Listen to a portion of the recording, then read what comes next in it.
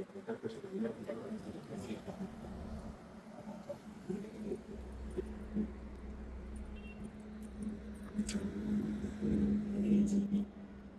મિત્રો, તમે ઝાલાવાડની જમાવટ જોવો છો એવી રીતના હું તમને અત્યારે હળવદથી તમે જ્યારે આવો છો ત્યારે તમારે જો જમવું હોય, રહેવું હોય અથવા લગ્ન પ્રસંગે તમારે જો રેસ્ટોરન્ટ મોટો ગાર્ડન સાથેની સારી ક્વોલિટીનું ખાવું હોય તો હું તમને રેસ્ટોરન્ટમાં હું અત્યારે જઈ જાઉં છું અને તમને સારી આઈટમમાં પંજાબી કે શું શું મળે છે એ પણ હું તમને દેખાડીશ. આ અગાઉ પણ હું અહીંયા ઘણી બધી વસ્તુ ખાઈ ગયો છું. અહીંયા ઇવેન્ટ થતા હોય છે, લગ્ન પણ થતા હોય છે અને રૂમમાં રોકાવામાં પણ અહીંયા થતા હોય છે. હું વારંવાર આવતો રહીશું પણ મારા કસ્ટમરને મારે દેખાડવા માટે થઈને કે તમે જો હળવદથી આવતા હોય, ભુજથી આવતા હોય, અમદાવાદથી આવતા હોય તો હું અરે આવો ભાવેશભાઈ, આઈનસ હોટલમાં આપનું સ્વાગત છે. કેમ છો? ખરેખર આનંદ થયો. પટેલ છે અને પોતે અહીંયા જબરજસ્ત છેલ્લા 7 વર્ષથી એક ધાર્યું રેસ્ટોરન્ટ ચાલતું હોય તો આઈનાઈસ કહેવાય કે ધાંગધ્રાનું નાકણો કે પથ્થરની ધરતી ઉપર જેમ સોમપુરા બનાવે છે મંદિરો એવી રીતના જો શરૂઆત કરી હોય પંજાબી ખાવું હોય તો કેવું ખાવું એની પણ એમની પાસે માહિતી છે. અને કહેવાય કે 7 વર્ષનો સીધો ને સાદો એટલે વર્ષોથી જાણે મારા 25-50 વર્ષનો એક્સપિરિયન્સ હોય ને એવું આપણને જમવાનું એ પીરસતા હોય છે. તો હવે આપણે મુલાકાત લઈશું. હવે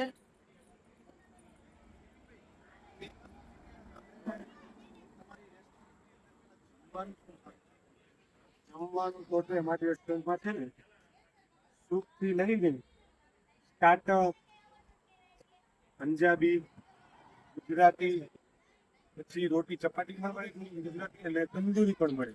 એમ કરીને Chinese item, soup, starter, sizzler, sandwich, pizza અને નાના બાળકોથી લઈને મંચુરિયનથી લઈને બધું અમારું ફેમસ જ છે. અહીંયા એક અમારું ખાસ કરીને આઈનોસનું જે સિલ્ડર છે એ બહુ જાણે છે લોકો. આના પહેલા હું આવ્યો હતો ત્યારે બહુ ધોરું કહી હા, રશિયન સલાડ, ગુજરાતી હા બેક ડીશ છે, Russian salad, bake dish, Russian bake ડીશમાં એક બેક ડીશ આવે macaroni with pineapple bake dish, એ અમારે બહુ ફેમસ છે. પછી તમે કહ્યું કે રશિયન સલાડ કહ્યું છે એ આઈટમ મને બહુ ભાઈ એ ક્યાંય મને નોર્મલી આમ જતા નથી પણ અહીં તમારે ક્યારે આવે ચોક્કસ આપણે ટેસ્ટ કરીએ છીએ. ગાર્ડન એરિયા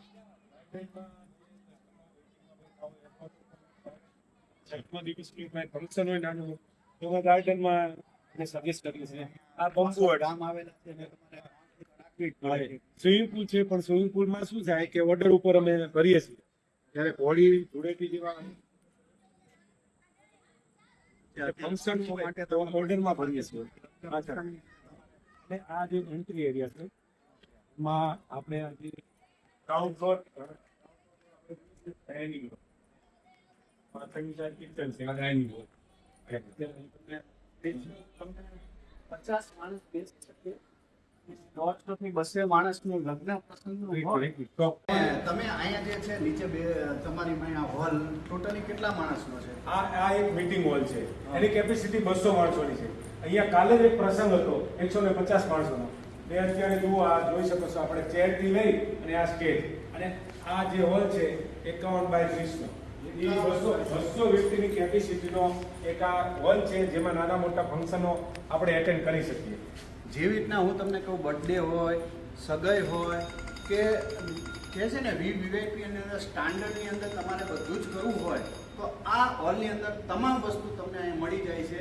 અને એક જ જગ્યાએ ઉપર 4 રૂમ પણ ફર્સ્ટ ક્લાસ આવેલા છે અને એક મોટો ફેમિલી રૂમ એની અંદર 10 થી 12 પણ લોકો અમે ફંક્શન હોય એ લોકો માટે કંઈક સગાઈ છે અથવા તો સીમંત હોય, કોઈ મેરેજ જે લોકડાઉનમાં જે મર્યાદિત 100 થી 200 ની સંખ્યામાં જ્યારે મેરેજ થતા હતા ત્યારે મેં બહુ મેરેજ કરી દીધા અહીંયા.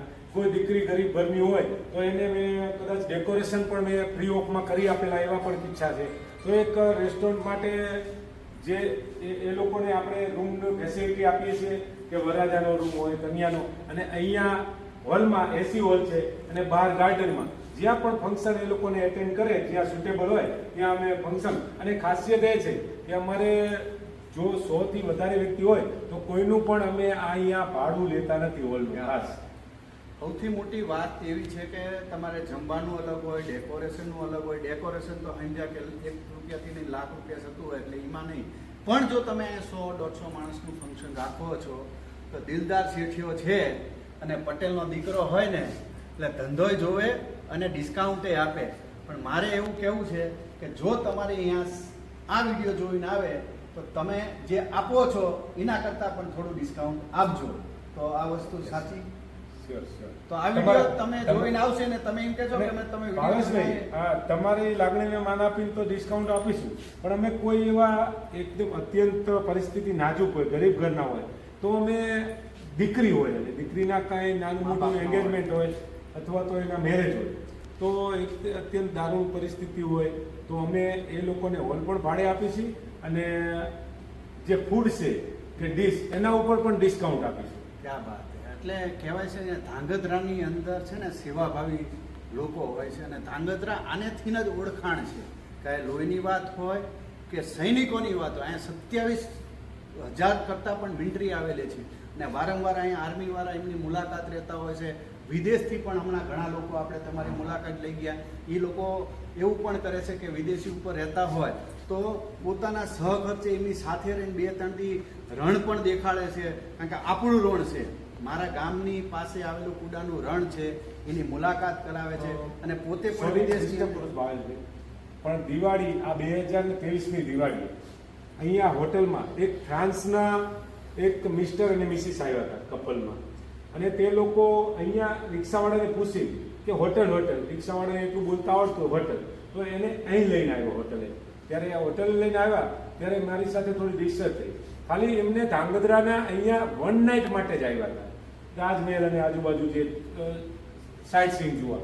પણ એ લોકોને મેં સાથે રાખી અને કચ્છનું નાનું રણ, ત્યાંનાથી આપણું ઘુડખર, પછી આ ધાંગધ્રાના રાજમહેલ, અલગ અલગ જે આપણી સંસ્કૃતિઓ વિરાસત કંકાવટીની આ બધું બતાવ્યું.